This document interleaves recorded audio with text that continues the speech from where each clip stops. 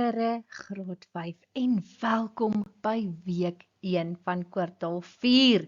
Juffrou hoop ons gaan hierdie kwartaal sommer so baie geniet. So kom ons begin sommer dadelik met week 1 se werk en kyk wat vir ons voorlê. Ons is hierdie week by hoofstuk 16. Kom ons kyk gou vinnig wat sê die sleutelwoorde. Ons het diskriminasie, vooroordeel, stereotypering, personifikasie, alliterasie, leidende vorm en bedrywende vorm. Sjoe, daardie is darem maar groot woorde, maar ons gaan kyk van elkeen van hulle beteken in hierdie week se les. Nou is ons by hoofstuk 16, een groot familie. Kom ons kyk gou vinnig hier na die inleiding. Dit sê, emosies vorm 'n groot gedeelte van ons daaglikse lewe. In hierdie hoofstuk gaan jy baie stories en gedigte lees wat verskillende emosies aanspreek.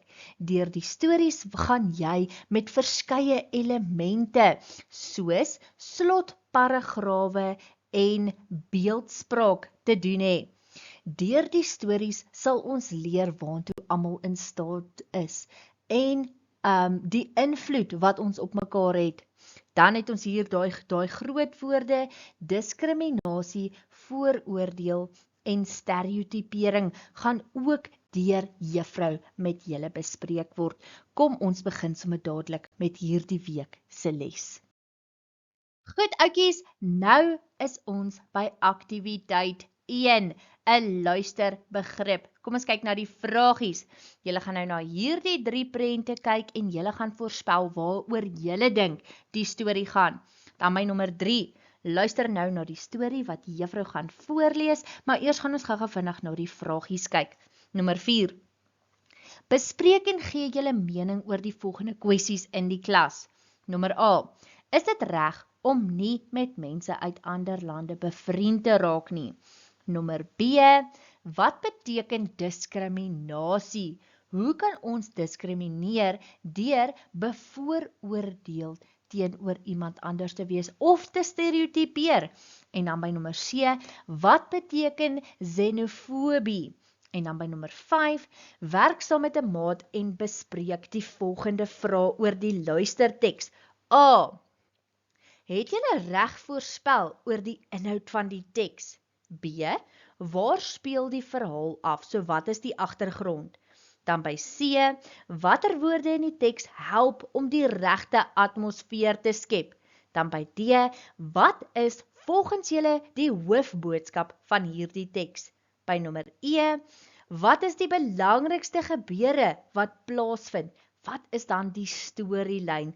En by F, wat is die name van die karakters en wat het hulle gedoen? Kom ons luister nou na die volgende storie. Die Plastiek Kombers deur Mariana Brandt uit Suksesvolle Afrikaans graad 6 leesboek. Dis koud en dit reën. Anna sit onder 'n swart plastieksak by 'n vuurtjie. Sy mis haar ma en haar 2 boeties daar ver in Somalië. Niemand hier in die kamp wil met haar vriende maak nie. Sy voel so alleen. Die mense sê haar pa kom vat hulle werk. Hulle hou nie van haar pa nie. Toe Anna weer opkyk, skrik sy baie groot. Sy hoor hoe iemand skree. Dis die huis oorkant die pad. Dit brand. Pa, kyk daar, sê sy vir haar pa. Bly hier, Anna.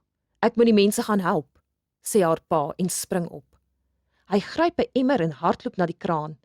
Hy maak die emmer vol water en hardloop na die huis wat brand en gooi die water op die vlamme. Anna sien 'n meisie en haar ma. Hulle staan en kyk na die huis. Dis 'n meisie wat nie voorheen met haar wou praat nie. Anna kry haar jammer. Nou het hulle nie meer 'n huis nie. Die mense staan en kyk hoe die huis afbrand. Die meisie se ma huil. Die meisie huil. Waar gaan ons vanaand slaap? Vra die ma. Waar gaan ons vanaand komberse kry? Vra die meisie. Dit is so koud. Niemand kan ons help nie, ma. Ja, niemand hier in die kamp sal ons help nie, sê die meisie se ma. Anna hoor dit.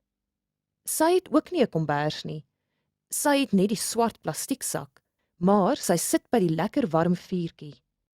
Sy staan op en loop na die meisie en haar ma. Kom sit by die vuurtjie, sê sy vir die meisie.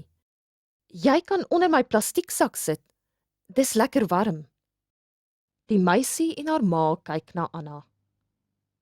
Gaan sit onder die plastieksak by haar, sê die meisie se ma. Dis baie koud. Die meisie gaan sit saam met Anna onder die plastieksak by die vuurtjie. Later kom sit die meisie se ma en Anna se pa ook by die vuurtjie. Anna se pa maak vir hulle tee. Wat is jou naam? Vra Anna vir die meisie. Boesie, sê die meisie. Wat het julle hier kom maak? Ons kom van Somalië af. My pa het kom werk soek. In Somalië is nie werk nie. Die mense daar is arm en honger, sê Anna. My pa het ook hier werk kom soek. Ons kom van die ou Transkei af, sê Boesie. Maar my pa is al dood. Dis net ek en my ma. Daardie aand sit hulle by die vuurtjie en praat tot laat. Van toe af is Anna en Boesie groot maats. Goed, oudjies, nou kan julle die vrae beantwoord.